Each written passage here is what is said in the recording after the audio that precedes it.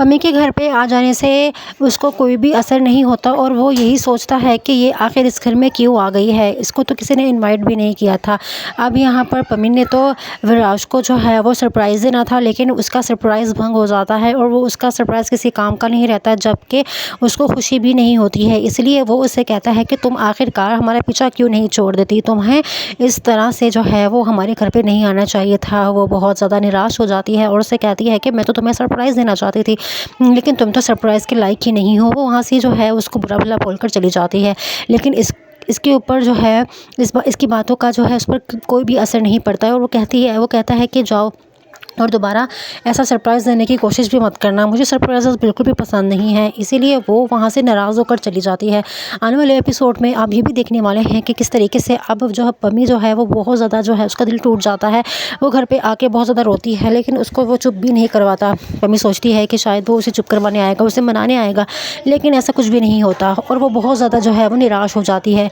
तो वो अपने आप को समझाती है कि अब वो किसी भी किस्म का सरप्राइज़ नहीं देगी उसे, और ना ही उसे उसके पूछे बगैर उसके घर पे जाएगी, बल्कि उसके पूछे बगैर तो क्या, उसके बुलाने पर भी उसके घर पर नहीं जाएगी। वो अपने आप को बहुत समझा लेती है और अपना दिल भी पत्थर का कर लेती है, लेकिन आखिरकार उसको जो है उसकी याद आ ही जाती है। जैसे ही 2-3 दिन गुजरते हैं, पम्मी जो है वो उसके घर में नहीं आती, तो विराज जो है वो काफ़ी ज़्यादा निराश हो जाता है और वो कहता है कि इतने दिन हो गए वो आई नहीं, कहीं ना कहीं वो नाराज़ तो नहीं हो गई। लेकिन फिर वो अचानक कहता है कि चलो अच्छा हुआ जान छूटी, वरना ये तो आए दिन ही मेरा सर खाने आ जाती है।